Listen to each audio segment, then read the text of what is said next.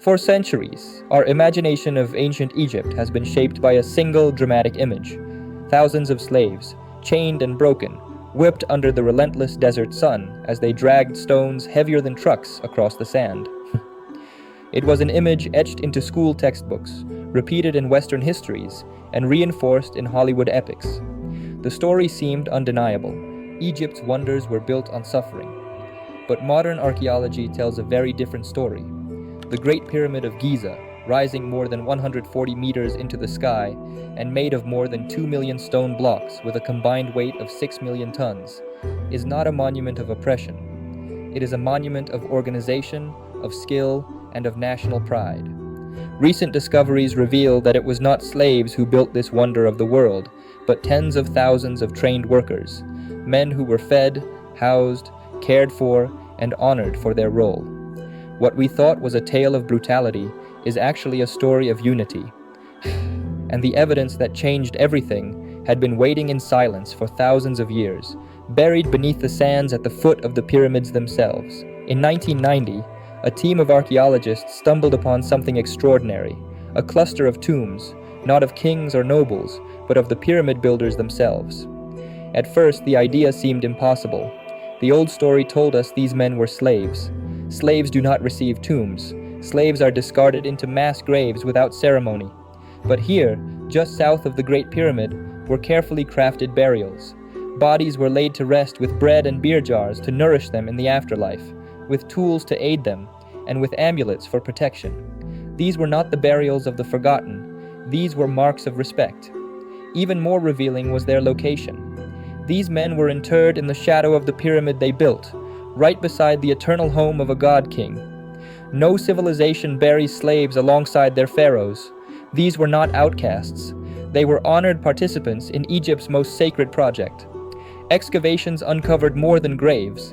They revealed an entire workers' village, dormitories with rows of sleeping quarters, massive bakeries capable of producing thousands of loaves each day, cattle enclosures stacked with animal bones, storage rooms filled with grains and fish from the Nile. Far from starving, the builders ate meat regularly, drank beer, and lived in communities supported by the state. And on the very stones they placed, the workers left their own voice. Teams carved their names into the blocks, playful inscriptions like the Friends of Khufu and the Drunkards of Menkaure. These were not faceless slaves. They were proud men, joking, laughing, and leaving behind their mark for eternity. So who were these builders? For centuries, we repeated the exaggerated claim of the Greek historian Herodotus, who insisted 100,000 men had labored under the whip. But archaeology paints a different picture. Between 20 and 30,000 workers, organized into rotating crews. They did not live permanently on the site. Many were farmers who joined the project during the annual flood of the Nile, when their fields were underwater and farming was impossible. In exchange, they received food, rations, and status. And their food was not the diet of slaves. Remains show they ate bread, fish, onions, garlic, and vast amounts of beef and lamb. Tens of thousands of cattle were slaughtered to sustain them. In a society where meat was a luxury, this was the diet of valued men. Their work required skill. Stonecutters carved limestone with copper chisels. Surveyors aligned the pyramid with astonishing accuracy to the north, within a fraction of a degree. Engineers devised ramps to haul blocks that weighed tons. Haulers dragged sledges across wet sand, reducing friction with water poured carefully before them. Craftsmen shaped granite beams from Aswan, floated them hundreds of kilometers down the Nile, and fitted them into chambers with precision so exact it still puzzles modern engineers. And when accidents happened, they were not left to die. Skeletons show broken bones healed cleanly, amputations survived for years, even rudimentary surgery. They were cared for, treated, and returned to work when possible. These details reveal a startling truth. Pyramid builders were not disposable. They were essential, and they were respected. To work on the Great Pyramid was not punishment, it was prestige. It was a sacred duty that tied the living to eternity. Why did these people devote their lives to raising stone upon stone into the desert sky? To answer that, we must enter the mindset of ancient Egypt. The pharaoh was not merely a king. He was divine, a god walking on earth, the incarnation of Horus and the son of Ra. His death was not an end. but a passage to the afterlife. To build his tomb was to aid in his eternal journey, a journey that safeguarded the order of the universe itself. The pyramid was more than a monument. It was a ladder to the heavens, a stone machine for immortality. For the builders, laying each block was a spiritual offering. Every cut of limestone was part of a divine plan. The graffiti hidden inside the pyramid gives us a glimpse of their spirit. Jokes, team names, small celebrations scratched into stone. These reveal camaraderie, humor, and pride. 4,500 years later, their voices still whisper from within the very walls they built. This was not a project of fear, it was a project of faith. Workers came from across the Nile Valley, bringing their skills, their labor, and their belief in a common cause. The Great Pyramid was not built by the lash, it was built by devotion. And yet, the myth of slaves building the pyramids endured for millennia. It began with Herodotus, the father of history, who visited Egypt 2,000 years after the pyramid was completed.